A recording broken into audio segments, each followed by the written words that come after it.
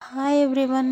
ఒక్కొక్కసారి ఏంటో పని ఎంత చేసినా కూడా పని ఉంటూనే ఉంటుంది కదండి. నాకు కూడా సేమ్ సిచ్యువేషన్ అనమాట.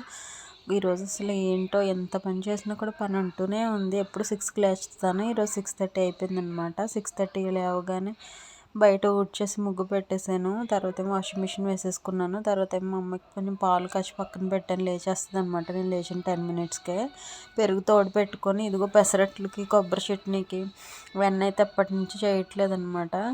కొంచెం లేజీగా అనిపించేస్తుంది చేయాలంటే. ఇంక అన్నీ ఒకేసారి బయటకు తీసేసాను.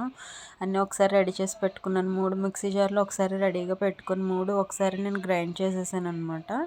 చూసారు కదా. ఇంక పెసరట్లకి వెన్న ఈ చట్నీ అన్నీ రెడీగా పెట్టుకొని, ఈ పెసరట్లు అయితే జీలకర్ర సాల్ట్ వేసి కలుపుకున్నాను. చట్నీ తాలింపు వేసుకున్నాను. ఈ వెన్నేమో స్టవ్ మీద పెట్టేసుకున్నాను అనమాట.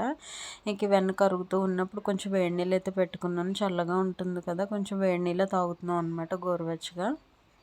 చూసారు కదా, వెన్న అయితే కరుగుతుంది. ఈ విధంగా అయ్యేలోపు మా హస్బెండ్ కూరగాయలు తెచ్చారు. అందుకే ఇంకా వంట ఇంకా స్టార్ట్ చేయలేదు, లేక అవన్నీ సర్దేశాను. ఈలోపు వెన్న కూడా అయిపోయిందనమాట. ఇది వడకట్టి పక్కన పెట్టేసుకున్నాను.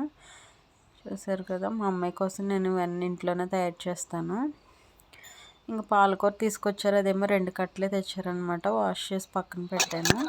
ఈలోపు పెసరట్లకి వేసేస్తున్నాను అనమాట. ఒకరి తర్వాత ఒకరికి నలుగురికి కలిపి వేసేసాను అనమాట ఒకసారి.